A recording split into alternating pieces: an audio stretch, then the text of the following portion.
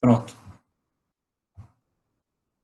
Então, ó, aí deu para perceber que as propostas aqui foram um pouquinho assim fora do convencional mesmo, como a gente tava querendo falar, tá? João, eu queria até aproveitar já que eu estou falando aqui, queria até que tu falasse como é que foi a história do concurso de piada que você tinha comentado comigo. Esse é realmente não convencional mesmo. Foi. Eu fui procurar a foto para botar no slide, mas eu não sei porque eu salvei aquilo lá. É porque tem uns vídeos. E...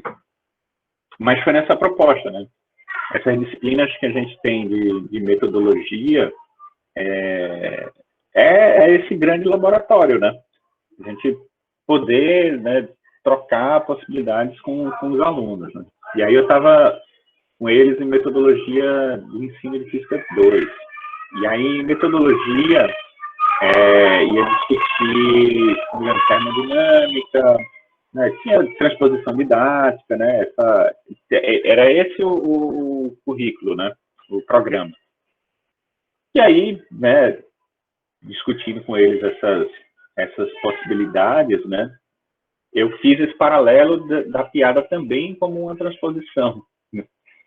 E aí, aberto, né, a possibilidade, o pessoal, né, sugeriu a gente fazer essa batalha de piadas, em que a gente dividiu a turma em grupos, eu acho que eram de 4 pessoas, e o desafio era, né, a gente fez toda uma escala, né, dos grupos, tipo chaveamento de semifinal de futebol, sabe? Então, esse grupo versus esse versus esse, e a dinâmica, né, era um aluno sentava na frente do outro e cada um ia contando uma piada para o outro, né? Quem risse primeiro perdia. Mas, enfim, o germe nasceu ali, né? Eu ainda não sei se o aluno vai querer transformar isso em alguma coisa. Mas, de novo, de onde veio isso? Né? Qual foi a biassociação aí que a gente fez? Uma foram já as piadas. E a outra, se vocês procurarem no YouTube, tem um programa chamado Ultimate Trocadilho Fight, que é exatamente essa dinâmica. São 2 pessoas que sentam uma na frente do outro e eles ficam falando piada, quem ri primeiro perde. E aí, então, nessa brincadeira, né, vamos adaptar isso aqui com piadas de física e ver o que é que dá, né? Então, foi uma zona, né? E por Deve que ter é sido legal fazer? difícil, João, deve ter sido difícil, porque as piadas de física normalmente são ruins pra caramba. Exatamente, é aí que mora o problema. Chegou uma hora que ninguém ria mais e ficou um clima depressivo, todo mundo triste, porque não tinha mais graça, as piadas. E, e aí, mas por que foi legal e por que essa coisa da criatividade está muito atrelada com a tentativa e erro, de certa forma? Porque, enfim, a gente pegou a ideia e vamos ver se dá certo. E aí foi lá, brincou, e a gente conseguiu identificar um monte de coisa que a gente poderia adaptar para tornar a dinâmica mais legal.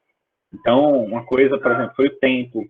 Então, cada batalha poderia durar, sei lá, 3 minutos, coisa assim. Então, o pessoal ia ter que ser mais rápido. Né?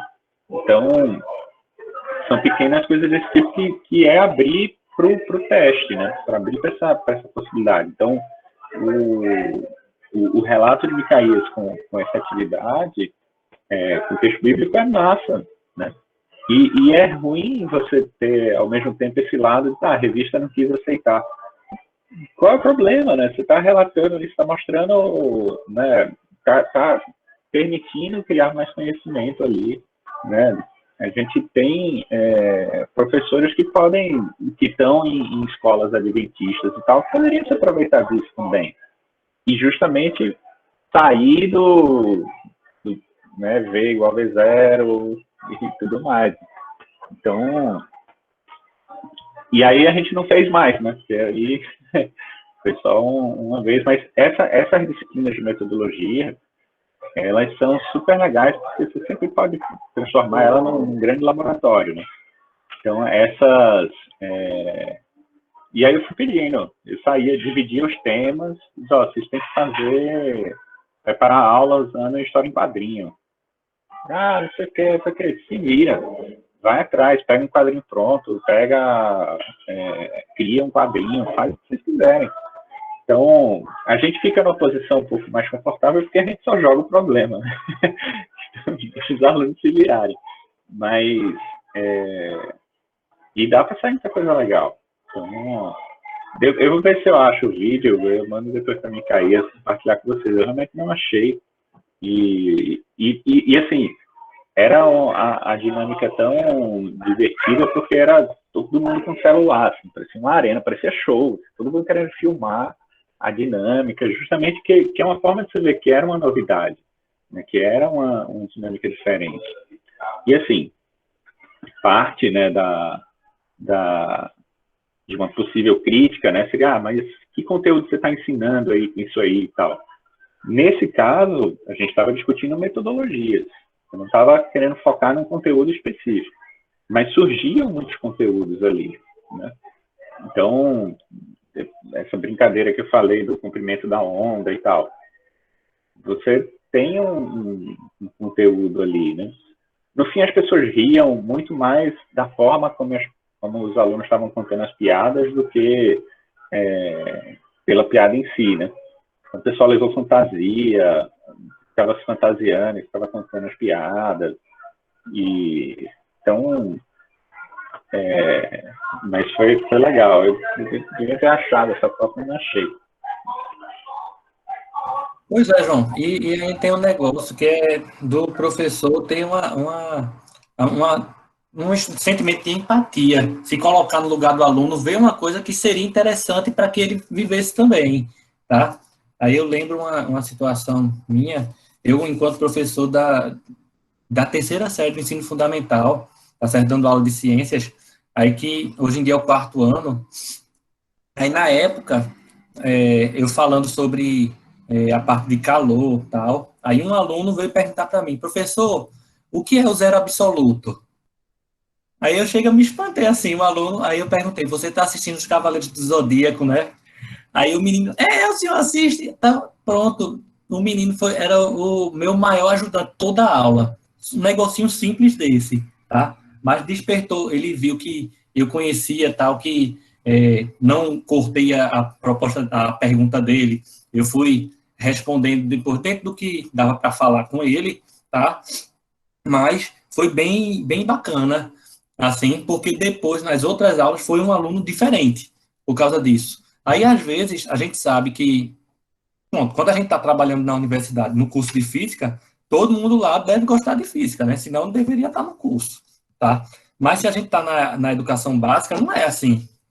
Os alunos muitas vezes estão fazendo a disciplina de física porque tem que fazer, tá? Porque tem no Enem, tal, mas não quer dizer que vai ter um interesse, vão gostar da disciplina. Então, quando a gente começa a usar de métodos diferenciados, a gente, uma hora ou outra, vai atrair aqueles alunos que são mais dispersos, tá? Tem aluno que vai ter uma afinidade maior pela parte das humanas, outros vão gostar de exatas, tal. Mas se a gente consegue usar diferentes argumentos, consegue usar diferentes métodos, a gente, de uma certa forma, vai atingindo toda a turma. E eu acho que é por aí, tá? E assim, a, a gente é tão capaz, o homem cria tantas coisas, por que ficar preso a apenas uma forma de estar trabalhando? Só existe essa forma de trabalhar? Não, não é. Eu sei que tem ainda a questão até de preconceito mesmo, tá? O professor, quando vem trabalhar alguma coisa diferente, muitas vezes o próprio aluno pensa que o professor não está dando aula, está enrolando, tá? Mas o professor tem que ter objetivo, tem que passar a mensagem, o que é que ele está querendo trabalhar com aquilo, tal. Não só fazer uma coisa lúdica, brincar por brincar. Não, aí não. Mas ele tem que ter o objetivo de dizer, olha, a gente vai fazer isso aqui, que é para trabalhar isso, tal, expor para o aluno isso, e assim, ver como é interessante. É interessante, assim, que a gente sabe que dá trabalho, tá certo? Dá trabalho para o professor fazer umas coisas assim diferentes, sair do que ele já tinha feito antes, tá? Mas o resultado assim é bom porque o próprio professor se motiva. quando ele vê os alunos participando, os alunos interagindo, ele vai se sentir mais interessado em fazer as coisas. E eu acho que isso aí é algo que é legal, tá bom? E eu acho que quem já é professor há mais tempo e encontra um antigo aluno que vem dizer, poxa, professor, eu nunca mais me esqueci daquela atividade que o senhor fez. Isso é bom demais para a gente, tá? Eu encontrei um aluno que hoje em dia ele está terminando doutorado na área é professor de um instituto federal no Maranhão, e ele está terminando o doutorado dele no Ceará. E ele veio falar comigo. Aí, eita, professor, que bom estar lhe vendo. Eu não esqueci mais aquela atividade que a gente fez da física dos brinquedos. Aí nem eu lembrava. Eu disse, eita, foi mesmo, que legal. Aí ele falou, rapaz, os meninos ficaram doidinhos, não foi, professor? Eu tô doido para fazer um negócio desse com os meus alunos. Eu disse, bora fazer. Se quiser, eu lhe ajudo. Tal.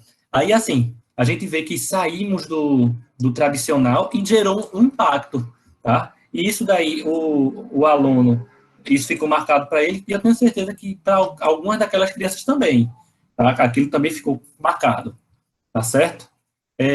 Deixa eu ver se tem alguém tem alguma questão. Aqui eu estou vendo que... Deixa eu ver se tem alguém que falou alguma coisa no chat. Se eu puder falar, o que eu puder falar. Aqui no som tem minha menina que está falando aqui um pouquinho, mas dá para me ouvir, né? Não, tranquilo.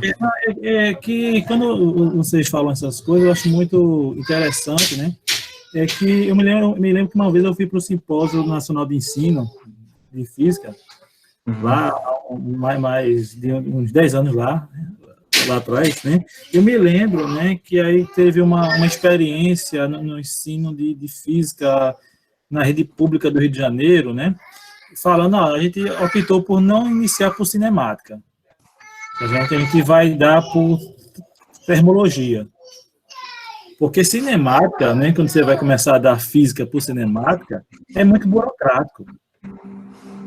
É muito burocrático, né?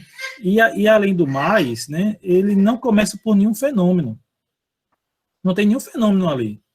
É pura geometria, né?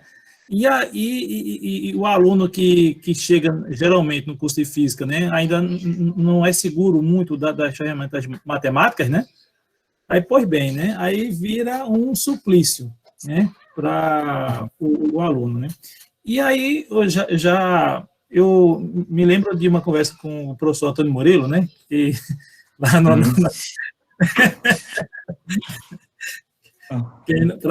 para quem não conhece, né, é um professor, um ilustre professor do nosso departamento de física da Federal. E aí uma vez ele compartilhou, né, de uma experiência que havia muita evasão no curso de eletromagnetismo nas turmas da noite, né? E aí ele mudou. Vamos fazer o seguinte: ele, no início de cada aula, ele mostrava um experimento. Quando não podia fazer o experimento, certo? Ele filmava o experimento. E aí, o que aconteceu? Ele estava apresentando para o aluno a fenomenologia do assunto, né? Como é o método científico, né? O aluno é exposto ao fenômeno, tá certo? E, em sequência, né, ele conseguia envolver os alunos, né, para a modelagem matemática, né? Então, ou seja, o mais importante, né, que é o mais difícil, e a gente esquece, né, que é tentar expor o aluno ao fenômeno, e o objetivo da física não fica restrito aí, né? Tem que, em sequência, fazer com que o aluno crie os seus questionamentos, né, para tentar convencer o aluno que vale a pena fazer o esforço pela modelagem matemática. O problema é que, geralmente, a gente começa do fim, né? A gente começa do fim, né? E isso tem a ver com outra conversa que eu ouvi uma vez, né, que é importante, o que é física. A gente fala, né, temos que ensinar física, mas tem uma discussão importante, que é física. Isso, geralmente, quando você vai se aprofundar no tema, isso não é consenso, né? Geralmente, você vai em um dicionário, né, estuda os fenômenos da natureza, né? Isso é uma visão muito simplista, né? Então, a ideia de física vai com a criação de estruturas, né? Para conseguir fazer compreensão. Exemplo, né? Quando o aluno está estudando física, luz pode ser onda ou partícula. Isso geralmente não fica bem resolvido na cabeça do aluno, né? Porque pode ser hora a luz decide se comportar como partícula, ora a luz decide se comportar como onda. Por quê? Né? Porque quando quem se inicia, né, em um entendimento de mecânica quântica, lá na frente, quando a partícula está na caixa, né, que você não conhece, né, o estado da partícula, não vale perguntar qual é o spin da partícula, por exemplo. Mas por que eu não posso? A partícula não está lá? Por que eu não posso perguntar qual é a posição? Então, tudo isso, né, gera, né, um olhar sobre o que é física, né? Aí, para quem for nessa direção, né, a ideia é que física, quando você pergunta se a luz é onda ou partícula, você não está falando sobre a natureza dela, mas está falando sobre a sua descrição do homem. Não está falando sobre a descrição íntima da natureza. Então, você veja que física é mais, não é a própria natureza, mas uma expressão do homem, né? E isso, geralmente, isso não está claro. É que nem em matemática, quando a gente estuda os números reais, né? E aí, o comprimento da circunferência, né, de raio 1, o comprimento é 2π. Aí, se o cara for não for medir, nunca vai dar π, né? 3,14, né? Sempre dá um número. Então, aí, mas na verdade, tem que pensar que os números reais é uma invenção humana. Não quer dizer... a gente diz que é como se a natureza seguisse os números irracionais. Os números reais. Mas não quer dizer que é. Então, aí, ou seja, às vezes não é claro para o aluno o que é o fenômeno puro e o que é a construção física, né? Então, isso é um salto intelectual muito grande.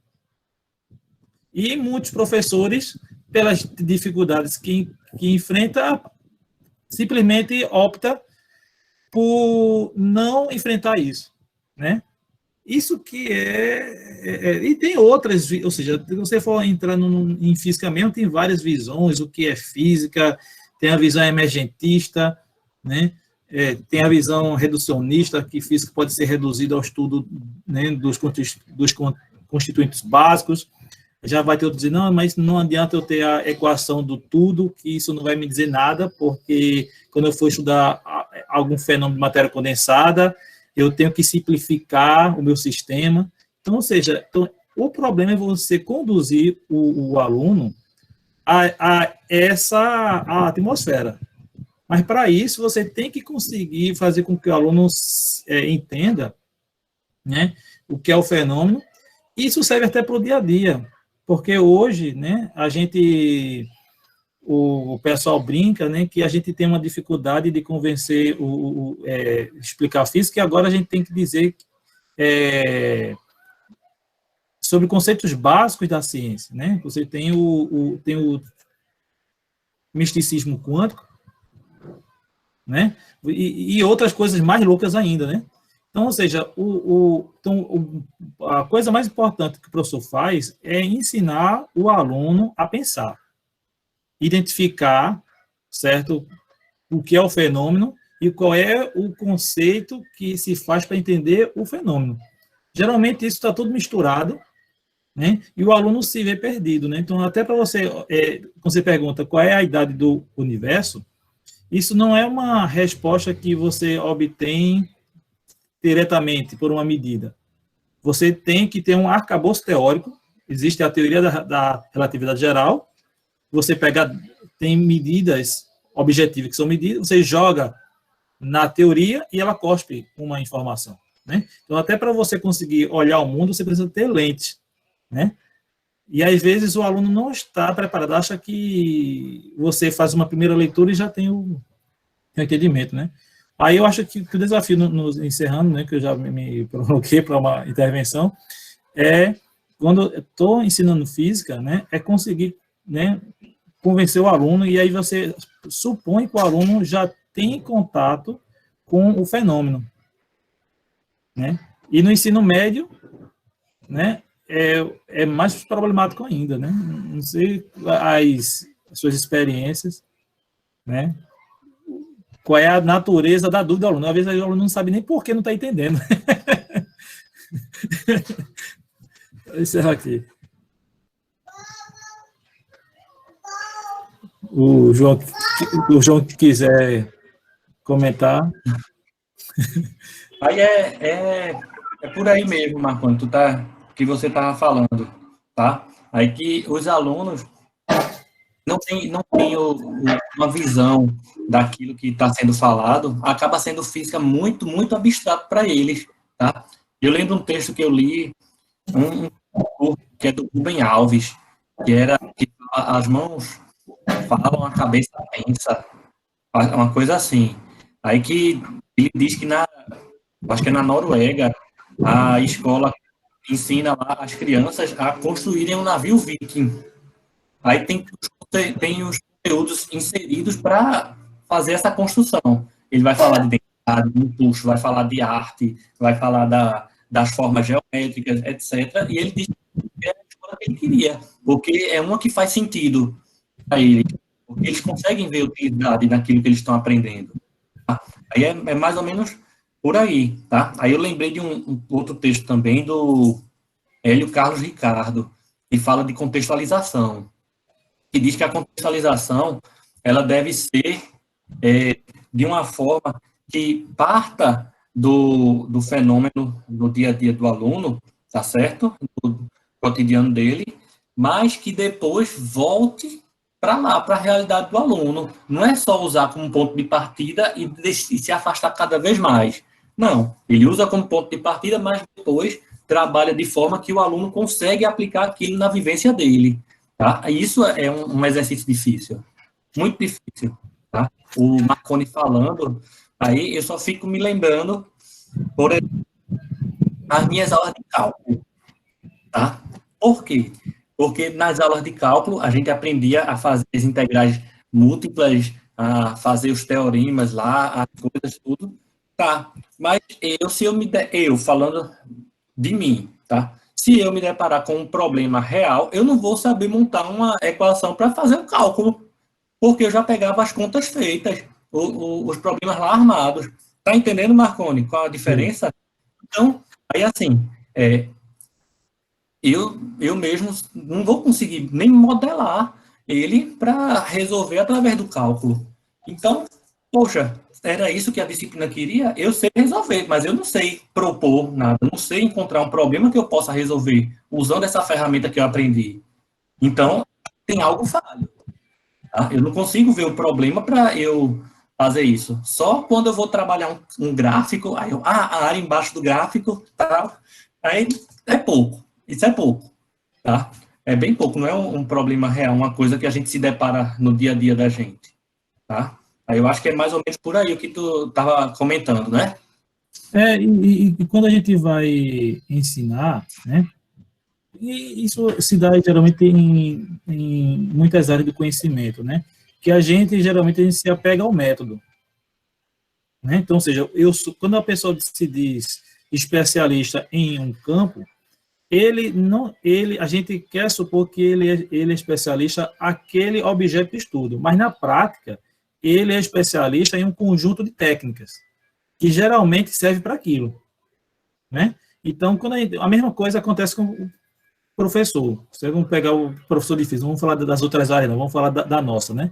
Quando a gente fala que é professor de física, na verdade, o professor ele é um especialista em um conjunto de técnicas de ensino que ele aprendeu, né? Então, por que eu estou falando aqui? Mas eu vi uma vez professor, ele dizia o seguinte: olha, quando a gente vai ensinar, né, você escolhe um método, né, e aplica. E aí você vê a nota dos alunos. Quando você vê as notas dos alunos, né, e as notas foram boas, você, foi bem sucedido, o método foi bem aplicado. Quando você vê as notas ruins, você diz que o aluno que não se dedicou. O aluno é que não ralou, né? Ou seja, mas agora ele comparou, mas quando você está fazendo uma pesquisa, não de ensino, né? Você está fazendo uma pesquisa de laboratório e a sua construção não dá certo, você não diz que a natureza é que se comportou de forma errada, né? E, não, então a minha abordagem foi errada, né? Então, a mesma coisa, o ideal é que se os professores também entendessem que eles têm que ser fiel não ao método que ele aplica, ele tem que ser fiel ao resultado que ele quer alcançar, né? E isso exige do professor uma versatilidade que geralmente é difícil, não só do professor, em qualquer profissional de qualquer área, tá certo? Quando eu vejo um colega que é especialista em transporte eletrônico, ele, na verdade, ele é especialista em um conjunto de técnicas. Quando tem uma técnica um pouco mais diferente, ele acha estranho. Por quê? Porque ele não é fiel ao problema. Ele é fiel a um conjunto de técnicas que ele aprendeu para lidar com aquele tipo de problema, né? Isso exige uma mudança, né? Que não é trivial, de pensamento, de postura. João, tu comenta aí alguma coisa também? Sim. Eu ia só comentar que até que foi uma coisa que o pessoal comentou aqui no chat, né? Essa reflexão desse não usual do currículo, né? E que passa, né? O exemplo que o Marconi citou, né? Começar por termo e tal. E essa reflexão, né? Ela é legal porque justamente você pode tentar quebrar com esse bloqueio da tradição, né? E você pode fazer uma simples pergunta, você tem que começar ensinando tal coisa. Você pergunta, quem disse? Quem disse que eu tenho que começar a ensinar tal coisa? E uma das coisas que essa reflexão que a gente está fazendo hoje aqui sobre o não usual ajuda também a gente a pensar é essa discussão da física moderna, né? Que o Marconi comentou e tal. Tá, onde é que eu posso falar de física moderna? Quando eu posso falar? Né? E eu sou defensor que você pode falar desde o Fundamental 1, se você quiser. Tá? Você pode falar de astronomia, você pode falar de relatividade geral ali. Claro, você vai adaptar muita coisa ali, mas você pode dar uma animação, você pode dar outras coisas, você pode falar de juiz da luz. Isso é física moderna. Né? E, claro, né, se você for querer um nível conceitual mais avançado, aí realmente você vai ter que elaborar um pouco mais. Ou esperar, né, se o aluno ter uma certa estrutura cognitiva, né, ou estrutura conceitual, não é nem estrutura cognitiva, é mais estrutura conceitual, né, aí retomando Bachelard, ou o cara da química lá, que eu esqueci o nome, dos perfis conceituais, não, tudo bem, aqui a gente pode abordar isso aqui, né? E uma coisa que eu acho interessante lembrar, que eu sempre gosto também de isso, obrigado, Nick, é que quando a gente pega a divulgação científica, por exemplo, a pessoa que está curiosa, ou que está a fim de aprender, ela vai traçar o percurso que ela quiser. Né? Então, ela vai poder ler de relatividade quando ela quiser. Ela vai poder, né, pegar o Alice no País do Quantum e ler como ela quiser. Então, eu acho que essa coisa da criatividade e do currículo passa muito pelo que o Michael comentou, né? Você ter essa empatia e reconhecer o que o seu aluno tem interesse ali e dialogar com isso. e do que Marconi falou, de você trazer o fenômeno, de trazer discussão, e algumas dessas mudanças, né, tentam fazer isso, né? Ou seja, a gente conhece bem já o problema, né, e está lançando esses pequenos testes, que é um pouco, às vezes, talvez um pouco lento, né, e então, né, a gente ainda fica achando que nunca muda, né, mas tem gente que se propõe a ir lá e mudar, e é uma luta, não é fácil. Acho que alguém falou aqui no chat, né, de que as escolas particulares cobram o currículo daquela forma e naquele formato, naquela ordem, né, e acho que o Micaías também falou, a própria resistência de alunos, isso também existe, né, de achar que, não estou aprendendo nada. Então, eu gosto de ver isso tudo como bloqueios para esses espaços de criatividade, sabe? Bloqueios de, vamos tentar algo diferente, se não der, a gente muda, né? Então, e é isso, você tem que, né, nessa vivência da escola, fazer um monte de coisa. E tudo bem, se tiver um dia que você tiver que fazer uma aula expositiva, né, você não vai, né, o aluno não vai sofrer por causa disso, né? Mas, né, traga novas ideias, né? Então, era um pouco nesse sentido. Uma coisa que eu lembrei, isso foi uma vivência que eu fiz no estágio, lá ainda na graduação. Que eu fui estagiar lá no colégio de aplicação. Eu não lembro se o Micaías ainda estava, acho que o Micaías já tinha se formado. E aí, estava dando aula de colisões. Aí tem um livro do Gamov, né, que é Incrível Mundo da Física Moderna. E aí, quando acabou enfim, a aula lá, eu estava com o livro, eu comecei a ler com os alunos lá um trecho que ele fala de bilhar quântico. E aí, enfim, turma do primeiro ano, aí fui lá, fui explicar, falei, eu quero o número de Planck, e escrevi o número de Planck com eles no quadro. Então, fui lá, botei 34 zeros no quadro, eu achei que era bem pequenininho, 34, né? Me lembro, corrige aí, Marconi, ou é 60? É 34, né? Eu não sei, eu só consultando aqui o Google.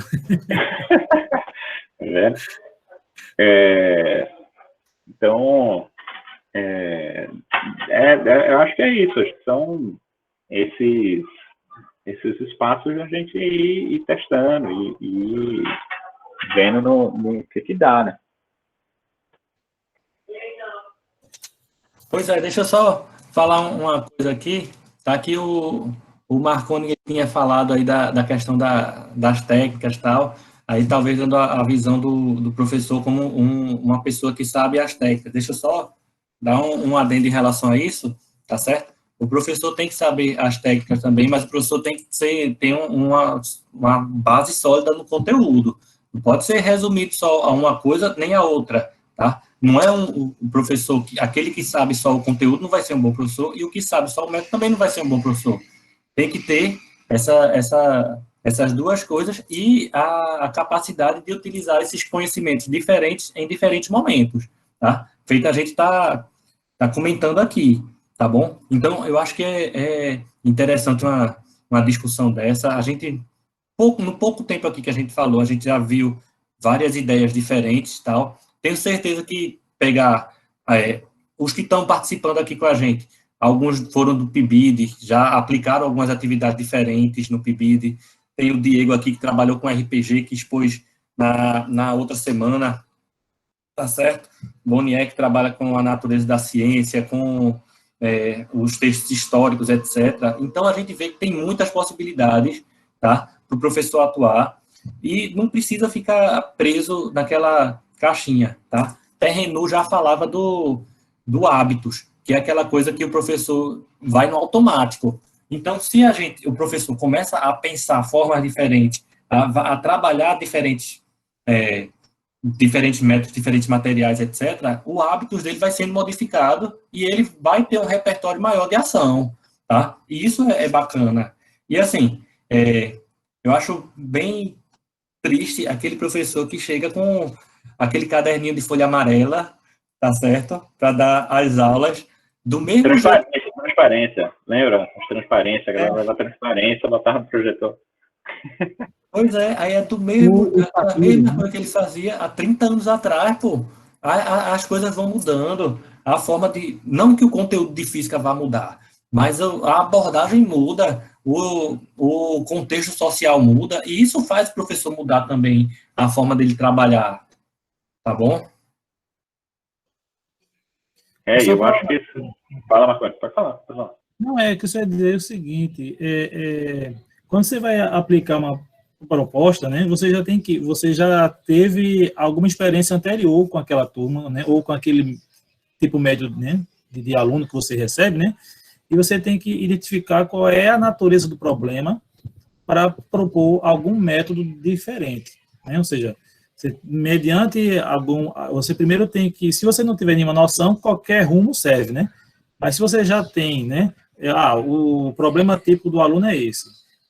Semestre passado, né, eu apliquei um método que já foi aplicado na UNB. Não sei se vocês já conhecem, já ouviram. Eu conheci através de uma cunhada, o método 300. Se vocês já ouviram falar, certo? Ele foi aplicado... Só Esparta para mim, 300 Esparta. Mas também em homenagem. Basicamente, né, é uma técnica de aprendizagem ativa e colaborativa, né, em que foi aplicado nas turmas de cálculo 1 na UNB, e o que acontecia, né, o professor, poxa, né, ele dá a mesma aula, né, o que é uma derivada, o que é uma integral, etc. E aí, o que foi que ele fez diferente? Depois da avaliação, ele faz um ranking, né, de notas, faz grupos mais ou menos homogêneos, né, e ele faz com que alguns alunos que tiveram uma nota melhor, né, ensine os alunos que tiveram uma performance ruim, menor. Então, aí, qual foi o problema que ele identificou antes? É que o aluno não entende a linguagem do professor, né? O professor tem quem é matemática, aquela linguagem que preza pela exatidão, pela sofisticação da linguagem. Aí, quando o aluno explica para o aluno, parece que uma coisa nova acontece, né? E isso foi aplicado e deu uma repercussão muito grande, um nível de aprovação muito alto. Estou dando um exemplo, né? Que você tem várias metodologias para vários espectros, tipos de alunos, né? E aí você pode, né, escolher um método mediante uma hipótese de problema que você consiga apontar para ser responsável pela má performance do aluno, né? Nesse caso foi um exemplo, né? Aí, às vezes, em outros contextos, né, o aluno tem a fenomenologia, mas ele não está entendendo realmente a matemática, e ele não entende o que o professor fala. Aí lá na física eu apliquei, lá na UPE, e deu muito certo. Eu apliquei para uma turma pequena, né? Aí, em que na primeira prova, só 2 alunos de uma turma de quase 20 retiraram nota acima da média, né? Aí eu mandei eles estudarem entre si, né? Tem um detalhe do método, né? Quase todo mundo subiu para cima da média, com o mesmo perfil de prova, né? Então, ou seja, não é só o professor se esforçar, né? É fazer com que os alunos também, né? Foi uma coisa não convencional que eu apliquei lá, né? Uma turma pequena, né? Mas eu acho que a gente tem que ser fiel, né? A ideia é tentar ensinar melhor, mas muitas vezes é um método. O professor geralmente é bem interessado. Só para compartilhar uma experiência.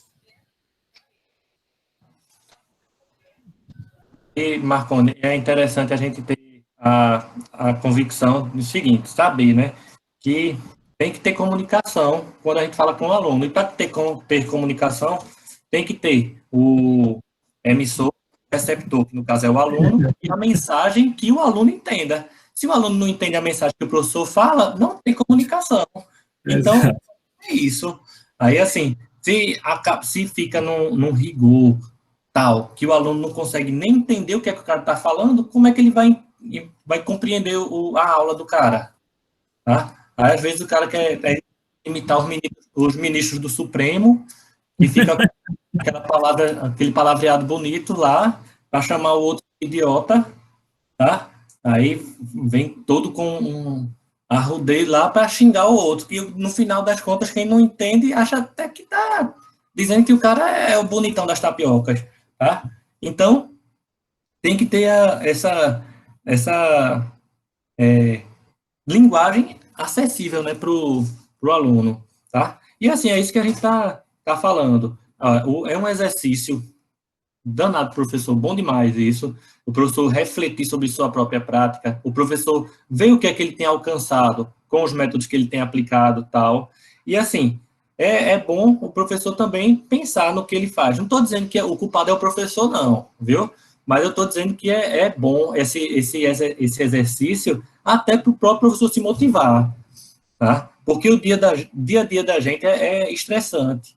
A gente sabe as obrigações que a gente sabe o tipo de aluno que a gente tem, que muitas vezes a gente encontra. Então, de vez em quando, é bom a gente fazer algumas coisas que dá trabalho para a gente, mas a gente se sente satisfeito.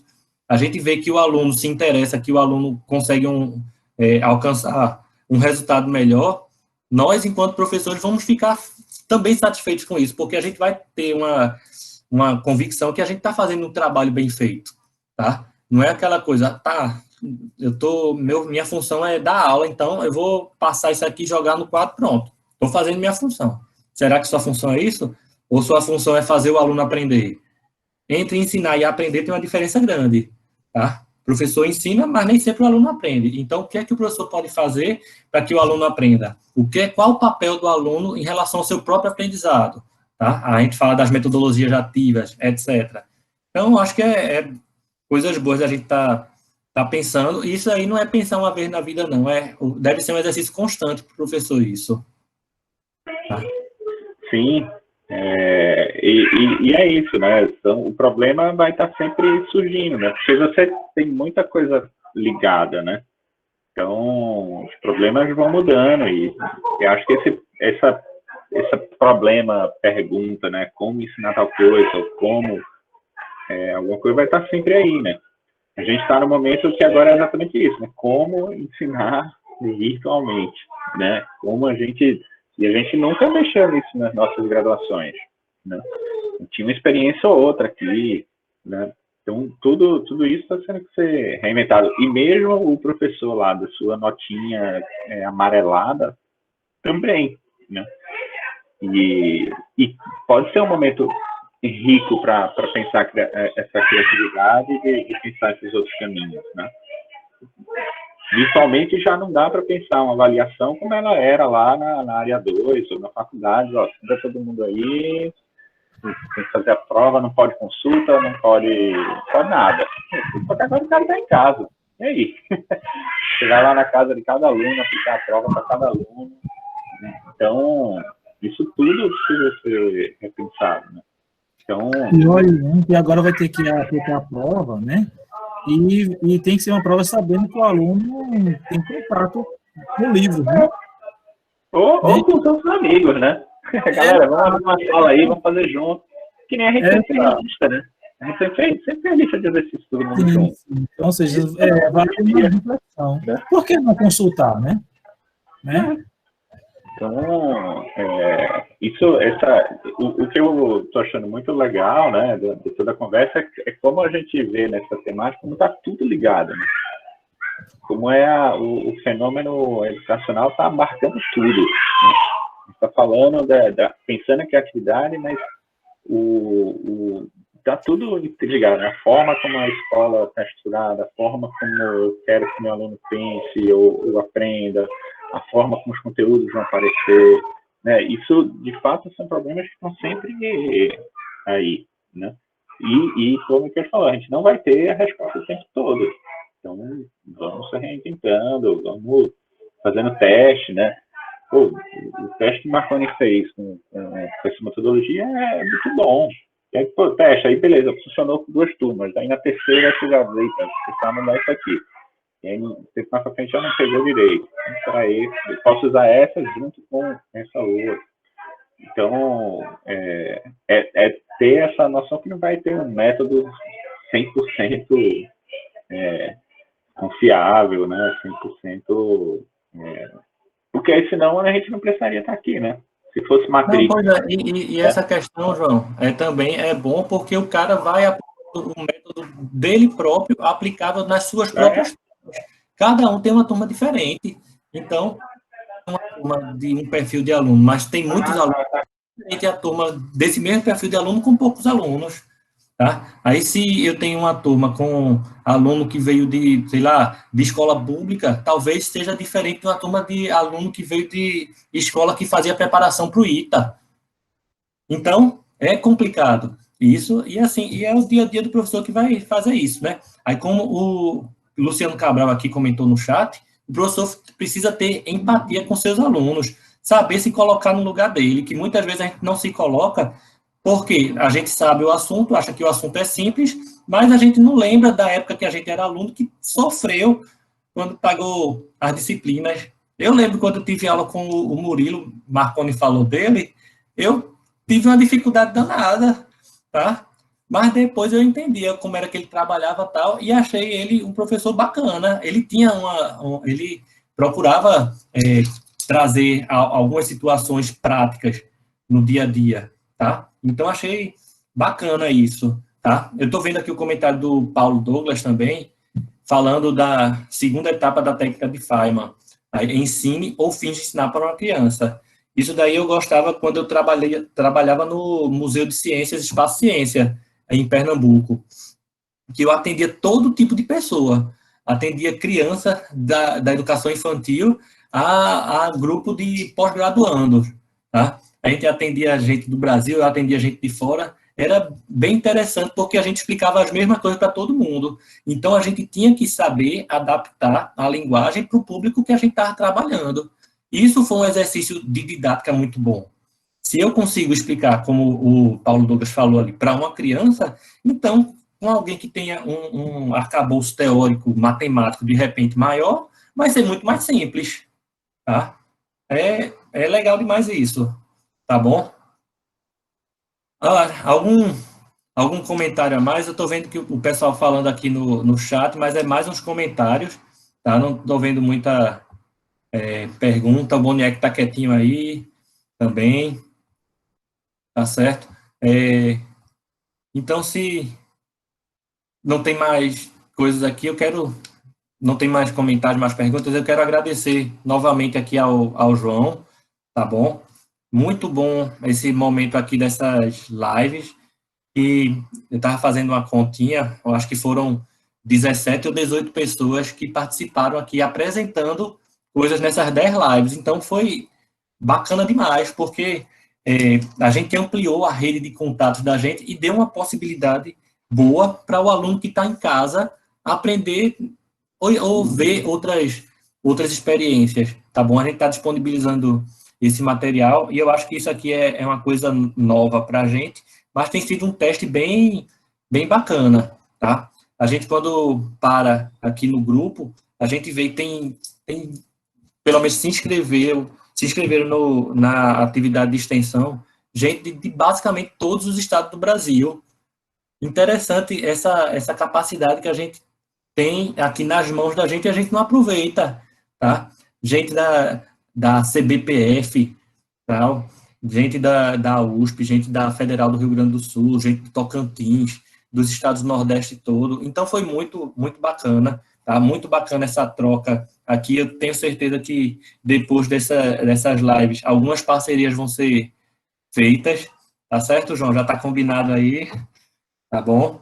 Então, bom demais rever os amigos aí, o João, o Marconi, tá? Marconi aqui é professor da UPE, ele é bacharel, e é interessante ele com essa conversa aqui de ensino, porque ele está vendo a importância dessa questão pedagógica que ele não teve acesso enquanto aluno da graduação, mas aí ele está, trancos e barrancos, aprendendo um pouquinho isso para poder, assim, usar na sua própria prática. Não é isso, Marconi? Exatamente. Eu não sou um teórico do assunto, né? É mais alguém que lida com o assunto na prática, né? E aí a gente tem, mas o ideal é, como que eu falei, né? Se tem um professor, né, que é a minha área, né, faço pesquisa na área de física, né? Você levar um pouco desse espírito de questionamento sobre o sistema, o método que você utiliza e saber fazer as perguntas corretas, né? Por que os meus alunos não estão aprendendo? O problema sou eu mesmo? Então, o que... Né? Aí depois, primeiro você tem que identificar o problema e depois tentar obter qual é a melhor solução. Né? E você tem que estar consciente disso. Se você não assume que existe essa estrutura, você, ensinar é ensinar, é só isso que eu faço. Não existe outra coisa, você não consegue enxergar, né? Isso é o primeiro passo, né? É você sair da Matrix, né? E enxergar, né?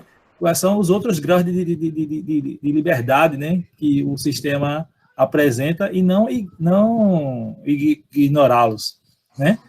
E aí a sua vida é mais simples se você ignorar as coisas, né? Você vive na Matrix, né? Você toma o outro comprimido, né? E enxerga o mundo, né? Que você faz parte dele, né? E é responsável. Pois é. Aí, João, as palavras agora finais aí suas, para a gente estar encerrando aqui. Bom, acho que é isso. Agradecer o convite. Uma noite muito agradável. Ficar conversando aqui sobre ensino e física. Dá para, se for deixando, a gente vai indo, né? E é isso, né? Realmente, essas interações virtuais cresceram muito, né, nesse período, e é algo muito bom mesmo, né? A gente está conseguindo realmente conhecer esse alcance que a gente realmente não sabia que tinha. Cada um estava ali no seu campus, isoladinho. Era uma guerra para conseguir uma verba, para conseguir fazer alguém para fazer uma banca. E a gente vê que a gente tem um equipamento que dá para se juntar, né? E conversar essa ideia. Eu acho que fortalecer mesmo essas parcerias, né? E agradecer de novo o convite, né? E que, enfim, vocês conseguem achar fácil aí o contato, né? Perguntar dentro da Micaías. Eu ia tentar fazer um link aqui para disponibilizar a apresentação, mas eu não estava conseguindo, mas depois eu mando para a Micaías, que ele põe na descrição lá do vídeo no YouTube, para quem quiser baixar. Não tinha muita coisa, mas vai que alguém quer lembrar aí de alguma coisa, pode acessar lá também. Então, abraço, fiquem bem, lavem as mãos, não se cuidem, e cuidado com essa falsa realidade de que o vírus foi embora. Não foi, né? Continuem se cuidando, né?